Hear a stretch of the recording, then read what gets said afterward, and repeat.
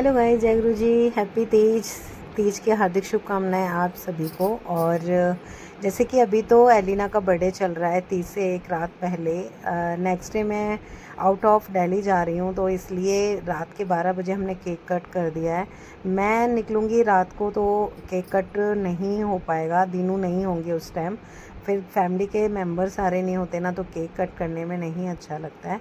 और एक्चुअली 27 जुलाई एलिना का बर्थडे भी है और तीज का त्यौहार भी है, एंड मेरी टिकट भी है, मुझे निकलना भी है। तो इसलिए ये मैंने रात का 12 बजे का प्रोग्राम बना दिया इसके केक कटिंग का। तो केक कट करने के बाद हमने उसी रात को सेलिब्रेशन कर लिया उसके बर्थडे की। और उसी दिन आपको मैंने लास्ट वीडियो डाली थी कि मैं उसको घुमा कर भी ले आई हूँ, सीपी जाकर घुमा कर लेकर आ गई थी। तो गाइज़, ऐसे करके हमने एक दूसरे को अपना केक वेक सेलिब्रेशन करके, बर्थडे विश करके रात के 12 बजे एलिना को ऐसे बर्थडे सेलिब्रेट कर लिया है। अभी जब मैं वहाँ से आ जाऊँगी तो कहीं देखती हूँ, कहीं का प्रोग्राम करती हूँ। और उसके केक कटिंग के बाद मेहंदी लगानी थी, क्योंकि मेहंदी जो है वो कल है तीज का त्यौहार। तो नेक्स्ट डे तीज का त्यौहार तो खैर लग ही गया है रात के 12 बजे से। तो मैंने दिनों को इस उल्टे हाथ पे लग नहीं रही थी और बेटियां सो गई थी, तो मैंने दिनों को बोला है। तो दिनों तो वैसे गुस्सा कर रहे थे कि तुम बाहर से चल, बाहर से लगवा ले मेहंदी। बट मेरे को थोड़ा सा आलस आया, मैंने नहीं लगवाया। मैंने घर में ही ऐसे टिक्के लगा लिए हैं, चांद सूरज।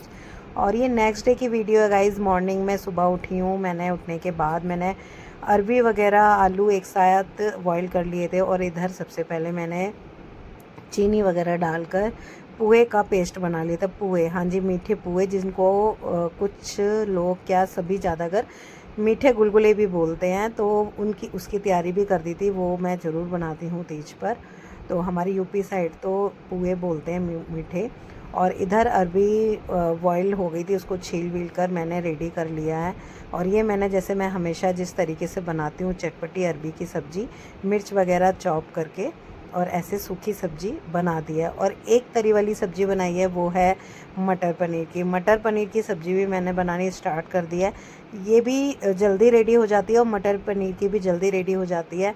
एलिना की डिमांड थी कि मटर पनीर की सब्ज़ी बना देना मम्मा, तो मैंने मटर पनीर की सब्ज़ी अपना स्टार्ट कर दिया है बनाना। और उसका बर्थडे भी था, तो इसलिए मैंने सोचा कि उसके मन की बना देती हूँ चीज़ें।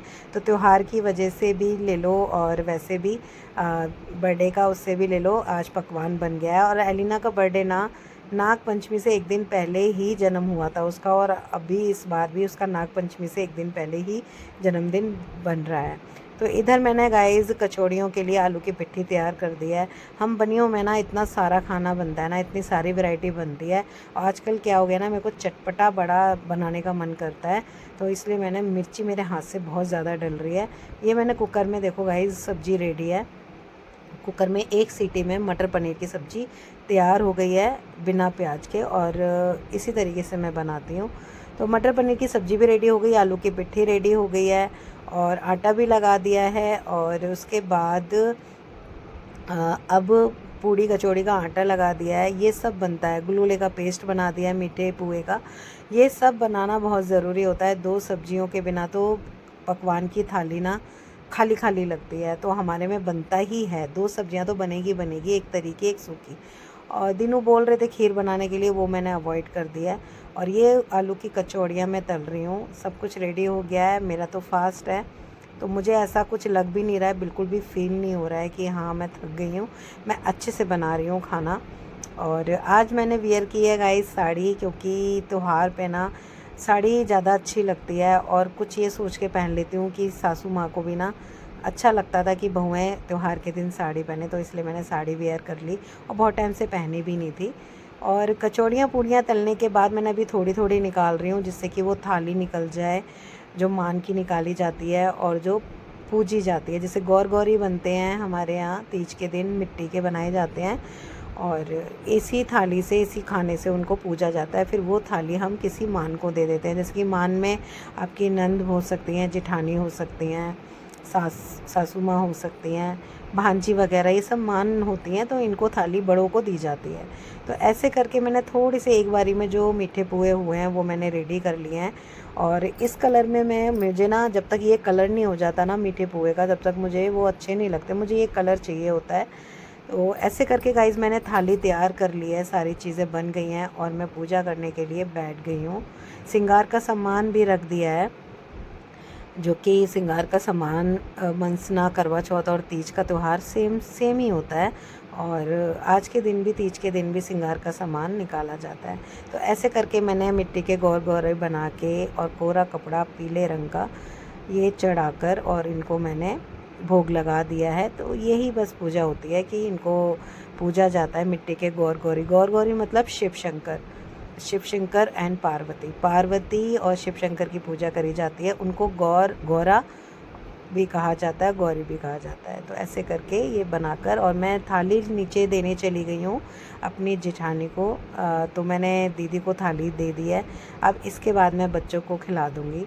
और दीनू का खाना एक्चुअली लेट हो गया, वो आज जल्दी निकल गए हैं। तैयारी सारी हो गई थी, बस तलना रह गया था। बट ये था कि पूजा भी करनी है, तो दीनू का रहने दो। दीनू ने बोला मैं आके खा लूँगा। बट ऐसे करके मैंने जैसे ही थाली दी है, मैंने ऊपर आके ना बच्चों को खिलाया है। बच्चों को खिलाने के बाद मैंने एलिना बाय मेट्रो ना अपने डैडी को खाना देने चली गई है। तो गाइज़ ऐसे रहा मेरी इस तीज का त्यौहार का ब्लॉग। शाम को मुझे निकलना है, ट्रेन है, मेरी टिकट हो रखी है, बैग पैक करना है, अभी कुछ भी नहीं किया है। तो गाइज़ कैसी लगी मेरी वीडियो प्लीज़ कमेंट करके बताना, सब्सक्राइब करना ना भूलना। Thank you so much, thank you so much watching my